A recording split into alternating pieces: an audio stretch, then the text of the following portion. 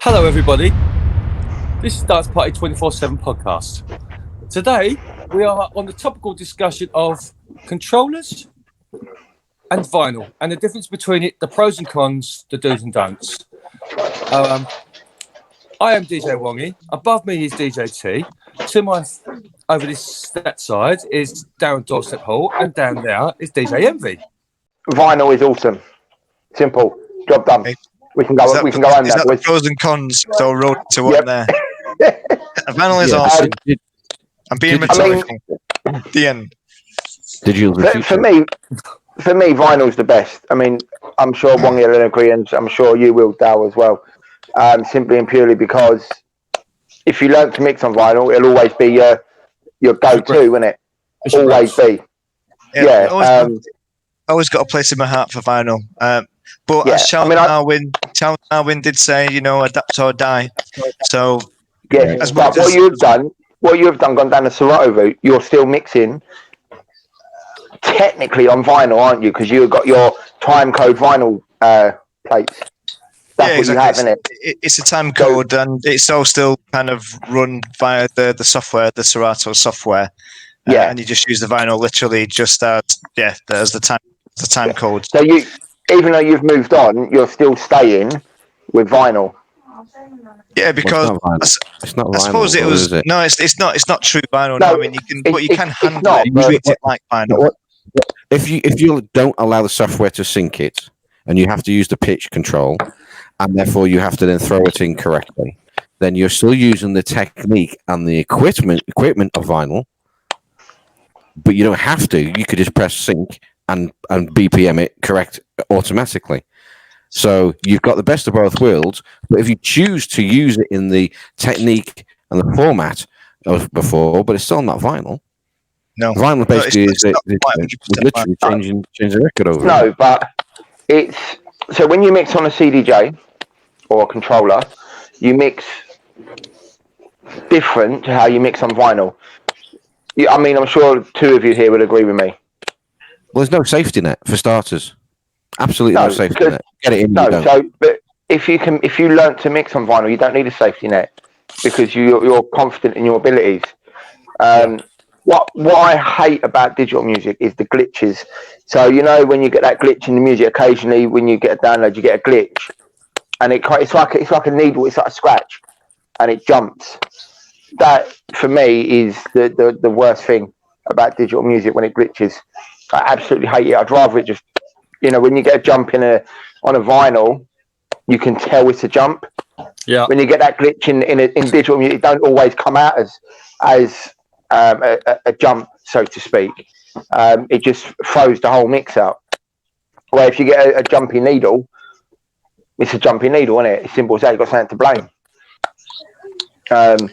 The pros of using the digital software, which I don't particularly use software, but I do use CDJs, I use USB, I use CDs. Is you got a bit more flexibility, and you can get the mix in a lot quicker. Yeah. To be fair, if you do have it with digital and you get a glitch, it sounds a lot worse than it does with a jump on a jumpy needle or scratched vinyl. You can get away with it a lot easier, or you can style it a bit easier if it's on vinyl than you can if it's a glitch. By far, I think so. I mean, what do you think? How many glitches do you have then? I'll put it. Okay. Me personally, mate, I've got a list. Like you can't even see it so big. All right. Well, therefore, you need to change where you get your tunes from. If you're getting glitches from tunes. I've got a couple of tunes. I've got a couple of glitches in, and it is a pain because I can't remember what ones they are until it happens. This is because of Envy's cataloging system, isn't it? Yeah, listen, right. My catalog system is. I got some tunes off his bedroom. I got some tunes off of DJT years ago, and it's DJT1, DJT2, DJT3, DJT4. That is how it is. But back in the day, when I was playing out all the time, I was busy. I was doing a lot of stuff. I knew what was on every CD, so I didn't need to write it down because I knew if I picked up DJT4 or Beatport 7, I knew exactly what was on there, and I knew I could pick what CD to pick up next to mix with. Now I look at it and it's just like it's a mess, isn't it? It's just a mess because your system is just so spot on. That's one of the big I see as advantages and disadvantages between digital and vinyl, because I need something that I can see. I'm more of a visual person, and obviously you pick up that vinyl and you can see it. With vinyl, you can just see the label, and you know instantaneously what tune that is, and you know exactly how it goes potentially and stuff. Yeah. Whereas with vinyl, you don't have that tangible sort of look and feel to it. It's just with digital, you mean? Yeah, with digital, sorry, yeah. It's almost like just a name, and if you don't know that tune, you can type in the search bar, and your whole collection's there in front of you. If you want that particular track that you may never find because it's not where you placed it, you do a search, it's there in 2 seconds. Bang. And that's what there is that. That is an advantage. Yeah. But a disadvantage of that I've found is that it can be quite overwhelming as well. You've got so much choice. But if you know what you're looking for specifically, that's good. Yeah. But if you're just looking for stuff, if you've done your homework, if you put a set together, or you know where you're wishing to progress to, like you would do in vinyl, because you don't have you might be limited because you don't have that track. You only have that one mix. As where digitally, you might have 5 mixes of the same track and say, "Well, I like that one, but I'm really going to be more the softer side of this, or I'm a little bit more edgy, so I want to go that one, or I want more vocals or a dub, or you have to know where you're going with it. Because I don't know about you. I have member of digital downloads and things of that nature. Obviously, DJ pools, that's what I'm looking for. Whereby you can say, well, I'll get that mix and that mix and that mix, because it's all within your price you're paying every month anyway, rather than if you're buying it on vinyl, you might get a 12-inch with 3 mixes or 4 mixes on it if you're lucky. But then there's another 4 mixes on that one over there, and you can get the album version, and you only want the album version. Or it's like, where do you go? You have to pay for every single one of those. Yep. So you're going to be more selective, aren't you? Yeah. Yep, definitely. Yeah, I was going to say, I do try and sort of prepare my mixes in advance, and that's just to say that I'll have a pre sort of selection of about 50 or 60 tunes, and I'll subcategorize them so I don't find myself shuffling through too many records and things. It's not like a pre-set or anything, but it's just a pre-selection, so I know roughly what to play. And I can still be spontaneous. So that's what I like about records, that you just got that one box that you can choose from if you want to. And it for me personally, I'm not saying that there's right or wrong in that sense, but I like to be organized, because I can quite easily go off on a tangent, like I'm doing now, actually. So I like a bit of organization, and to have maybe 50, 60 tunes ready to choose from. I have found it going through. I've been on digital software for over 10 years, only because my CD decks broke. They would not load or unload a CD. So it came to a point where if I put a time code in it, I physically could do it, take it apart, and could get it in. But when it was in, it was in. I was right. If I put time codes in it, then I still have the choice of obviously any track I want, because I'm doing time code. So time code CD in, off you go. Because I haven't time coded. I haven't done the time codes and that. So literally, you would in your case you would have obviously vinyl, and it goes through an external sound box. So your RCAs will go into an external sound box, and then the same number coming back out into the computer, normally via a USB, and then you would manipulate through the software. So typically what happened is that it would only manipulate the music, so you go faster, slower, and responds to your pitch. You can change it to be relevant, which means that it's relevant to where you are. It can be actual, so if you move the needle forward, it would move it completely forward. If you stopped it and moved it back, it would move it backwards. Or you can have kind of smart mode, which is a bit of everything, where you can use all the software's trickery-pokery to do loops and all that kind of stuff. As long as the vinyl's moving, it'll still play your track for you, that kind of thing. So that is it in essence. But yeah, there's ever such a slight lag in time, but you wouldn't really know it if you got a decent PC or laptop. And away you go. It is literally just playing on vinyl, just playing the same record over and over and over. That's literally all you do, and but you just drag a song to that particular deck on the software. Literally, exactly. And you've got that beauty because you can have on one side you can have something coming through the software, and on the other side you can pick up one of your records and have that playing on the other. So you've got the choice of doing it through the software and or just playing your vinyl still anyway. But yeah, the term is latency, as I found out, because I was off for a couple of weeks and I did the changeover because my so-called wonderful laptop, which is supposed to be a gaming laptop, so like a nice powerful processor, RAM, etc. But it's got crap latency, and that's the latency is sort of how long it takes to be played from wherever it's coming from and actually to physically come out as sound. That's latency, and if it's got like too high a latency, then the Serato software or any music composing software, it just literally cuts dead, and that effectively crashes the software and you're dead in the water with it. So yeah, I had to do a number of things to get it up and running through. So now I have to use the family laptop, which is just meant for browsing, whereas now the family get my gaming laptop. So yeah, it's out nicely for me, this. So if you were using vinyl only, you wouldn't have that problem, would you? That problem wouldn't even be in the equation because vinyl don't break down. Unless it's got a big scratch in it or a big pop. Yeah, but you would know that in advance, wouldn't you? So if you're going to put a set together, if I'm playing out, I will spend half a day putting my 40 tracks. If I'm doing a 2-hour set, putting my 40 tracks together, and I will play every single one of them to make sure everything's working. There's no scratches or nothing. If you're out DJing and something happens to the software and that's all you've got, you're done for, aren't you? Well, I'll give you a scenario. You might have all your analog. We'll call it analog. Your turntables, everything like that. Were you going to gig today, Mr. Envy? Were you going to actually go on the radio? You were going to do vinyl. And then what happened? My computer broke down. Piece of technology let you down. So just because you're going, there's always going to be some chink in some armor, isn't there? In the chain of events. That's the beauty of vinyl, isn't it? Well, you could play to himself. Would broadcaster he wouldn't have a gig today on the radio. Well, no, I would have done because I would have gone through my phone. I would have gone through my phone if I'd had to. With the line in, or just the audio from the phone picking up? Line in. I would have gone straight line in.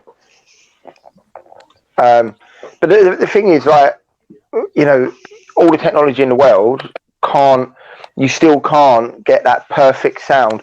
Vinyl sounds much better than a digital tune. You put any vinyl on, it gives you a deeper bass, a much nicer feel than any digital tune out there. Well, I'll come to a crossroads here. If you're at home and you're a connoisseur of your music, as a DJ, you're listening to the music either through your headphones or your sound system, whatever in your room, or you're listening to a tune that somebody else is playing, and you like that warmth, you like that crackle, all that kind of stuff. Yeah. That's at home, or if you're broadcasting on or streaming, what have you, great. You're a punter in the middle of a dance floor, they don't give two monkeys, do they? There's like... No, but no, they don't, but we're looking at it as from a DJ point of view. But if a DJ goes... Say we were to go out clubbing, all four of us were to get together and go out clubbing, you could tell if someone was playing a digital track or a vinyl track. And so you have a few sherbets in you, and you're on the dance floor, twitching away like you do, because you don't dance, you twitch. Yeah. Listen, I've got about as much rhythm. I've got no rhythm at all. Go on, mate. That was it. As much rhythm as tumbleweed. Yeah, okay. When you're on a dance floor and you've got a few drinks inside you, then as a dancer, as a clubber, or just out for a few drinks, you don't care. I've never gone to a place and gone, oh, I wish they were playing vinyl. Ever. No, but that's because I appreciate the fact.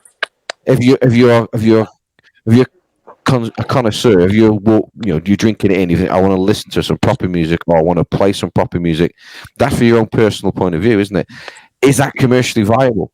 We're 2020 now, so you got someone like Carl Cox who actually have the Nexus kit. And the next minute he'll actually himself again on a stream, but mainly for himself. He doesn't care how many people log on. It's not even the genre that's popular. He's playing 60s and 70s and 80s kind of soul and that kind of stuff.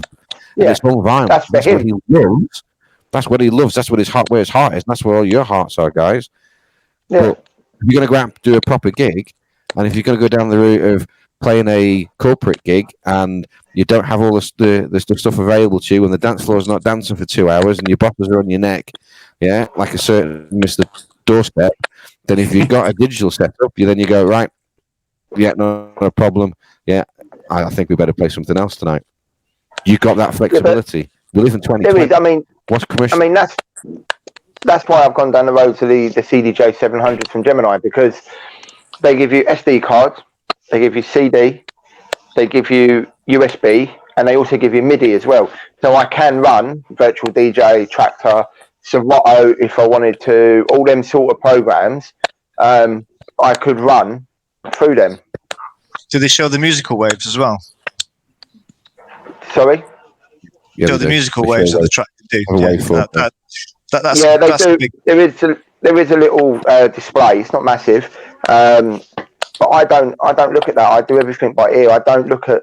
I've started looking at the BPMs when I use the digital stuff now, but that's really annoying because what annoys me with that, if you've got a track that's playing 89 BPMs per minute and then one at 120, really, ideally you wouldn't put them together, would you? No, but you can still make be a struggle. Yeah. No, but you got to remember with Garage, an 89 BPM track could be a two-step track, but then you could put a bassline track into that, and it will flow very well. So the BPMs become irrelevant. But when you've got that digital display in front of you, you find yourself looking at it, and it really annoys me because I don't want to be looking at it. I just want to be able to just get on and mix by ear like I've always done. We'll just put a piece of tape on. There's always one smart ass, isn't there? It's always one. Put a bit of tape over it. But that's how you'd use. That's how you would do an exercise, isn't it? If you're learning to DJ, cover your BPMs if you can physically see them, because you'd be tempted to look at them. Cover them, and then do it by ear.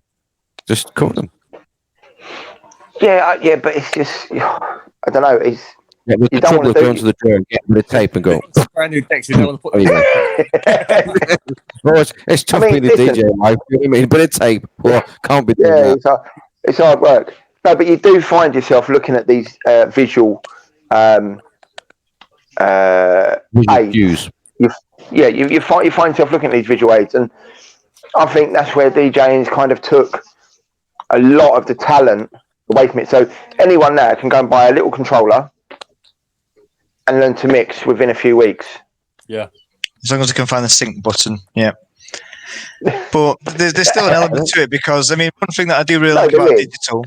Yeah, but one thing I do like about digital is that I do like that visual, because you've got like the color coding as well, so you can see where it's more bass heavy, more where it's mid range heavy, more where it's treble heavy, and it sort of gives you an idea where you can sort of loop things or cut and splice things, or where you can sort of blend things where you can see lots of bass, where you can blend it together quite well for a long period of time. So it does open up new horizons.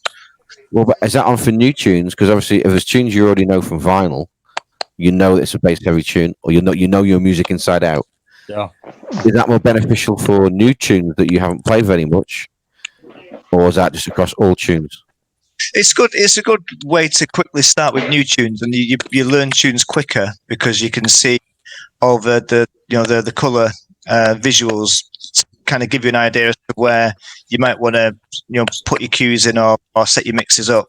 And I suppose it gives you new options with your existing tunes, because you've now got more chance of being able to loop something. Because I found that you've probably heard it a little bit, in fairness, but I found that I can loop a lot of vocals and sort of have looping vocal going from a previous track blended into the next track. Yeah, just to help it move along and to just give it something different. I suppose I'm going to do that for a while, just whilst I get used to these sort of like new things that I've not really had a chance to use much of previously. So it just gives you different ideas, I suppose, rather than anything else. Yeah, Miss Honey. I mean, Miss Honey. Miss Honey. Honey. Miss Honey. I heard you. I heard you doing it. Yeah, but to be fair, like there's software out there that will tell you what you can and can't play together now. Anyway, See, properly.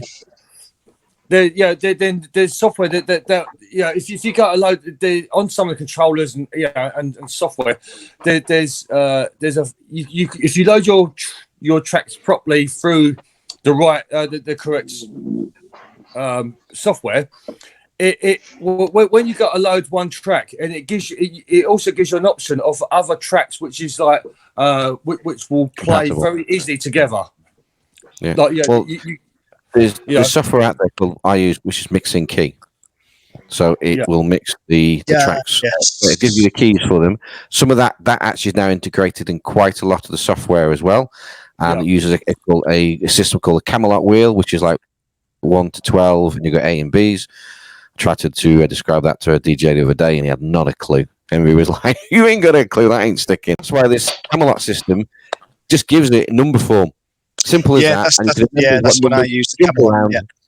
And then not always, but your tunes, depending obviously how it Mixing Key will tune it, because obviously you might have different keys within a song. But the primary key gives you an indication where you're mixing at that point, what the key is, and you can go from there. So you're in the ballpark to start off with. I just want to say something on keys, though. I just want to say something quickly on keys that I've learned very quickly. So, for example, you could have two keys where it's 11A, and you think, oh, there you go, they're the same key. But one's running at 125 BPM, one's running at 131 BPMs. So you're going to have to move one faster, so its key's going to change. So it doesn't say what the key will be when it's at a higher BPM. So keys will help you to a degree, but if there's a substantial speed difference between what's supposed to be a matching key from one and the other, not necessarily going to blend. Do you use Master Tempo or Tempo Lock? Because it'll keep it in key. Keeps it in key. Well, yeah, I mean, I've got the option. I can press something on the DDJ panel that I've got, where I can sort of get it to key match. But again, it will only do so much if the BPMs are different. So yeah, well, I was pitching up today. I was playing all the tracks I was playing today. I was playing 132 at 140 and exactly the same key, no difference. That's on the pair of CDJs, so it's holding its but key. The key lock on the CDJ 800s are superb. It is very good. I do a couple of tunes that it just really struggled, and I was right towards the end of the travel, and it was like. And it was not reading the BPM properly, and I could hear it sort of going in and out ever so slightly. I didn't play those tunes today, but if on your software you would have an option for tempo or the master lock or key lock. They're all named slightly different, and it will keep it in the same key. And you can I would play typically with 120s at 130 or 128 with it. It depends how good the software is, obviously. But yeah, I would maybe try that, and you can because anything more than 3%. And you're out of key. That's the way it goes. 3% either way. You're out of key. Have you got a quantum feature on your decks? What, quantize? Quantize. That's it. Yeah. Quantize. On either. Them do. He's got Pioneer, isn't he? So it'll all be quantized. So when he could put his pads so they either go on the beat, or you can take it because that's all the quarter beat to the half beat, whatever you set your quantize to. Oh, right, yeah. Off that, and then you can just be all over the shop and do 3/4 or just knock the hell out of it. Yeah, I didn't know the terminology, but yeah, I've set that. Yeah. So mine's set to half beats at the minute. Right. Okay. Everybody's like, Hontai? Isn't that a Bond film? I was confused because I thought like you said, I thought I was watching a film, but in turn I'm watching 4 Muppets talk about rubbish. He's laughing at his own jokes. That bad. Yeah, well, I had to include myself.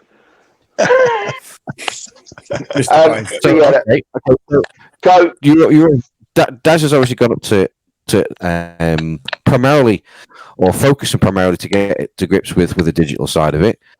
Envy has made a jump up in performance, I would say, in the digital. Massive. Mr. Wongi, we're still waiting on you because these podcasts, as they go out, I'm going to get it. I'm going to get it. I'm going to get this one. I want to get that one. I'm going to get that one. I want to get this one. Yeah, well, I'm nearly 3/4 there. And which one are we going for now? I've got a magic tree that I can just pluck the money off. You know, no one's saying in terms of going to get it. It's just which one. Which one? But what's your you decision to get? No. I put a spanner in the works, didn't I? You're another spanner in the works for that. I'm not letting the cat out of the bag yet. Can I just say? I mean, I know what I want, but I'm not going to let the cat I know what you want. That's another podcast. Well, I could be really, really difficult about this because I know exactly what you're getting because we spoke about it the other day. He's going to get the XC. That's what he's getting. That's what he wants. He wants the XZ because it'll do everything. Why you look like you're dead there, Wongy? What's wrong with you? Trying to give it away. Poker face. Because he's switching between the RX is only a 2-channel. He likes all the pads on the DDJ 1000. It's a 4-channel mixer, and the XZ will do everything. What I liked about the 1000 was the other pads, the 4-channel, and it does majority, but it doesn't do it all. But we said this the other day. The XDJ-RR is a no-go because it's got plastic buttons and not pads. It's a 2-channel. The RX1 and 2, or the RX2, it's got the pads. It's 2-channel. Effectively, you can. It's a 5-channel controller. But the XZ, I don't know yet. I'm still watching. All these flipping acronyms. I know. How do you keep up with them? Right, but the problem we spoke this, about this. DDJ that, V-side this. Well, nothing again, aren't they? See, we spoke about this. We spoke about this last week, though, didn't we? And about how much of it are you going to use? This is the thing. Yeah. How much are you going to use? You know, I think if I remember rightly, I think I said to you, you'll probably use 30% of its abilities within the first 12 months. Mm-hmm. So, what is the point in buying something that, you know, like a Nexus 2 system or a Nexus or the thousands or whatever it is for home and use this much of it? What's the point? Wouldn't you rather have something you could use? Yeah, but for me, it's like it's a big learning curve. I have endless amounts of learning to do with it. I know it's boring you, Mr. Envy. Excuse me. Yeah, well, you talk a load of rubbish, don't you? Right. but like effectively, if I get the XZ, I won't need to change it for a very, very long time. Listen, you could get the thousands and you won't need to change it because you can just buy add-ons. Yeah. This is what I'm saying to you. So Dale's got the you've got the Serato software with your time code, and then you've got a Pioneer pad.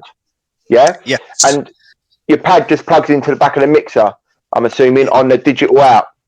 Yeah, it's the DDJ XP2. That's another mouthful for another acronyms to throw in there. Yeah. But yeah, it's just like a controller enhancement. I mean, you can plug it into any controller and get extra features with an existing controller. See, I don't want to lose my decks completely, and the DVS system gives me the best of both worlds because you can have all the power of the controller without having to spend all the money on a controller to do so. But with that particular pad, you've got pretty much anything that a controller can do. How much was that pad?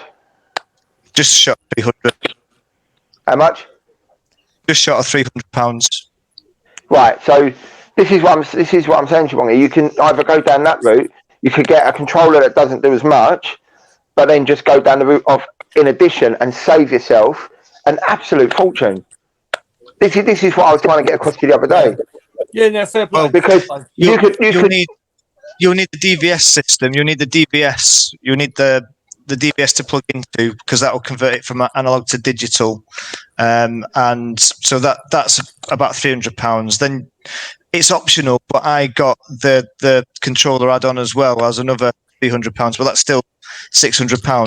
But the big thing that would make the difference is if you actually need to buy a laptop to go with it, because you will need a laptop. Yeah. So you can't. So you can't run that software, that pad, without a laptop.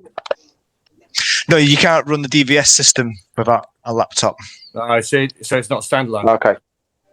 Yeah. So you can run the pad without a laptop, but not the system.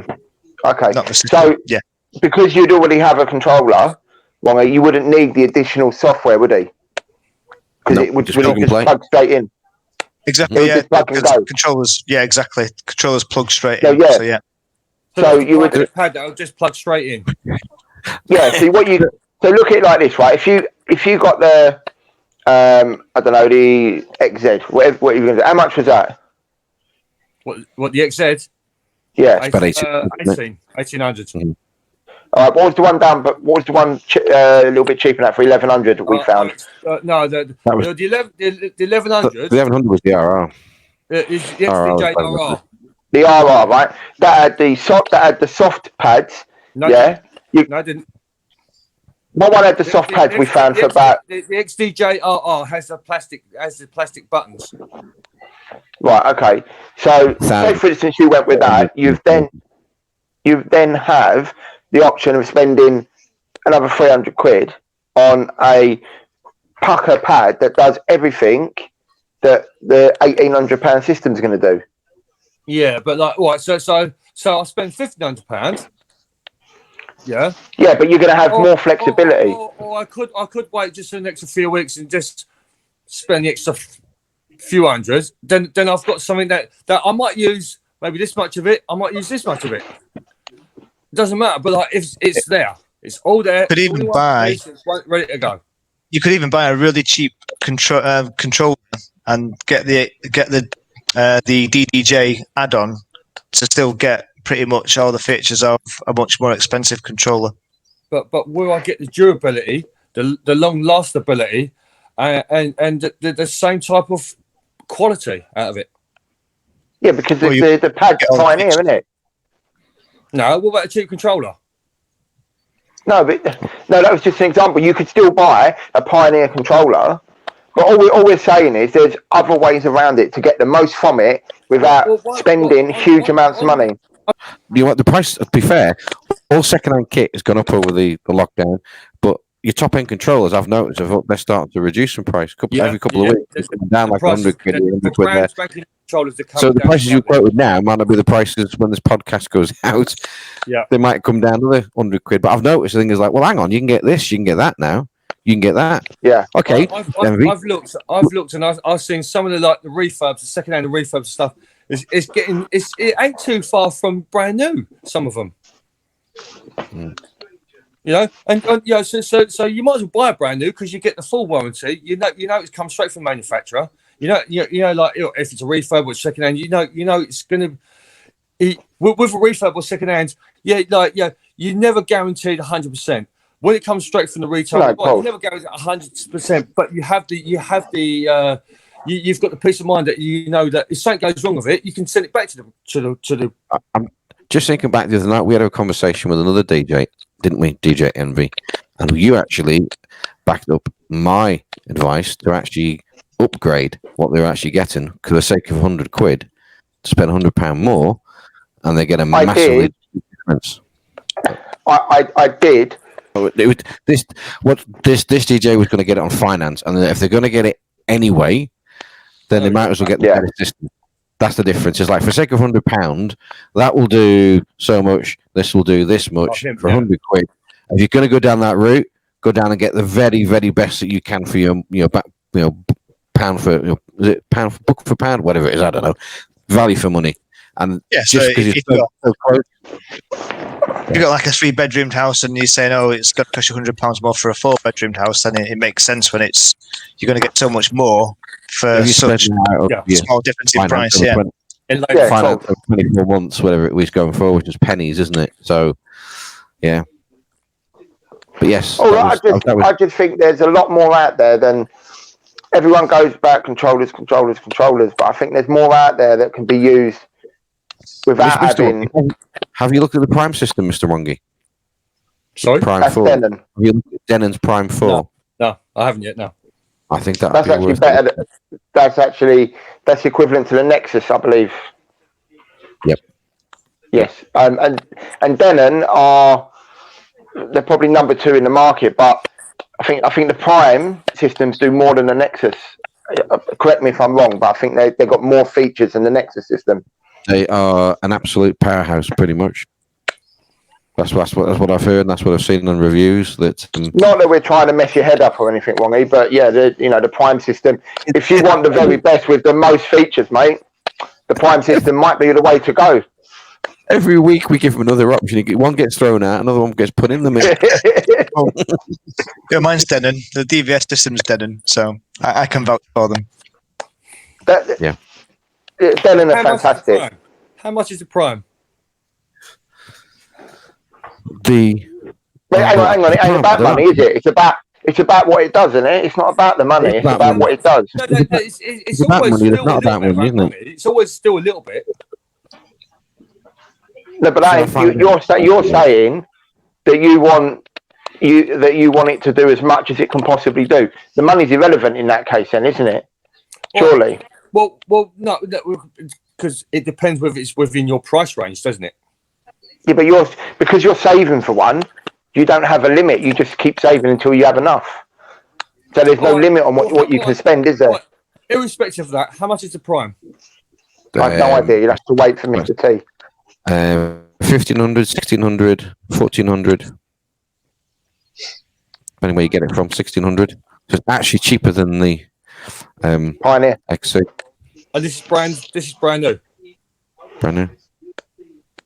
If you're going to go down the route of spending, if you're going to get the flagship models and spend that kind of money, then surely you need to do your due diligence and actually do your homework to get the best kit, and just then know that you're going to, when you pick that kit up and you're happy with it, you don't want, I might be tempted by that. Well, we should have known about that.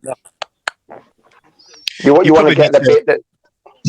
I'm sorry, I was just going to say very quickly, yeah. You probably need to go into a shop when we're able to, with a list of things you definitely want it to do, and play around with those specific features that you're looking for, because there'll be a prime reason for buying. He's gone. He's gone. I was going to say, he's just stuck, isn't he? Because you were using the same headset, weren't you? Yes. You don't know what the hell happened there. No, but can you hear him? You can. Yeah. I don't want to, but I can hear him. I can hear all three of you, but not Envy. I can hear you two, but not Envy. What? No. What did you just say? You've done another classic there. Oh, yeah. Just say again. I can hear you three, but not Envy. I can hear T. I can hear. He's kind of voices in his head. I can't hear nothing. You better think that one through next time. He said he was going to send his £50 over to you ASAP, Wongy. It's gone from 10 to 20 to 50. I can't hear them. Oh, no, I don't need to do that. Talking about that, though, did Mr. Wongy send over the lovely birthday money for your? Yeah, exactly. So he heard that, didn't he? It's like when he filmed it. Yeah, he heard that. He heard exactly what I was talking about. Funny that, isn't it? It ain't just me, is it? It's funny he said checks in the post for me as well. He just takes the mick, doesn't he? Can you explain to him he's the only one who can't hear me? Well, I said he's blessed. Yeah. It's a curse, isn't it? Yes. Okay. Mr. Wong is going to end it. Okay. Come on, Wongy, you end it. I'll not end it. I want to ask a question before we end it. That's my question. Yeah, that's what I'm saying. Go on, well, the question wasn't the question, can I ask a question? There's another question after ask the question, can I ask a question? Right, so before very questionable. Over to you, T, with your last question. It's like back to the studio. T. It's unbelievable, Jeff. Yes. It's quite remarkable. The question I was going to ask was, we've talked about some of the pros and cons, and then we went certainly straight back. I mean, it must be a hot topic because we always end up on controllers. Given where we are now, given if you are a working DJ, or are you going to be working DJ, just streaming from home, what will we all be playing on, either at a personal choice and at a paid gig? What will we be playing? What we'll be using? Somebody answer me. Mr. Doorstep. Yeah. Personal choice is vinyl. If you're playing out, it's digital. Choice. Simple. Looks like Envy now. I asked Mr. Doorstep to have the chair, and Mr. Envy goes, "Well, you know what? Actually, I'm Mr. Doorstep now." I didn't hear you. It's going into my puppet hand. Going. There you go. Yeah. Mr. Doorstep, what would you be playing on in a couple of years down the line? I'd Probably a Zimmer frame. Oh, sorry, mate. Zimmer frame. You're a funny guy, Envy. You're a funny guy. I'll kill you last. I'd probably say that it would be digital, just purely because it's just moving in that direction in general. So, like the philosophy is, isn't it, these days, adapt or die, and I'll always be more than happy to play vinyl and prefer vinyl, but at the same time, you've just got to keep moving, haven't you? So that's what I'll do. I'll just keep moving, and I will use digital just to, keep moving forward. Well, I probably will be playing more digital in 2 years' time, purely because, like Darren says, it is the way forward. It is like the way everything's going. But I will still play vinyl, and I will still buy vinyl because I love my vinyl. Mr. Envy, what will you be doing in 5 years, 3 or 5 years' time? Besides running away from Mr. Doorstep who's after you on his Zimmer frame.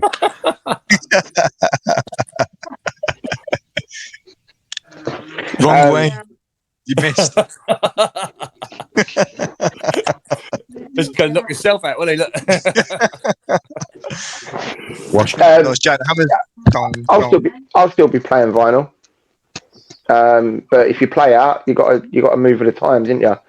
It'd be a thumb drive or something like that. Be digital. So, but he'll be in the old folks' homes by then. Spinning vinyl. No. I'm fine. I'm fine. I won't get old.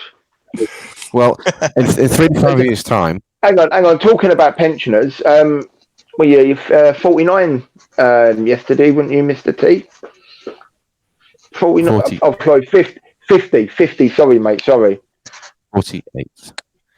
50 was that? Yeah. So I heard 50. That's what I heard. 50. 48. See, that's right. Envy's here to blink as well. What?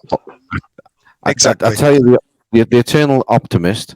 In 3 to 5 years' time, I'll be playing on a Nexus 5 system, sponsored by Pioneer, in Ibiza, while playing a gig on the top of the moon. So that's progress there, isn't it? Yeah. If you can send satellites, what do you call it? Will.i.am. Will.i.am, that's right. Will.i.am has played a concert to Mars. Then there you go. We're a little bit behind the times, aren't we? For talking vinyl, digital, and stuff like that. So a bit digital. You'll have to play digital if you go on the moon because there's very little gravity and your records will float away. At least your controller will stay where it is. That's a good point. Although the size of me, I can create my own gravity. To be fair, come on. So, if you've enjoyed this podcast, please follow us on YouTube, Dance Party 247. Add your comments to the YouTube channel. You can also like and subscribe to said channel. We are also on Instagram. You can email us at danceparty247@outlook.com. And you can obviously hit us up on the website www.danceparty247 247.club. P.S. If you also want to follow us on Facebook or look at the page, like the page, Dance Party 247 official on Facebook.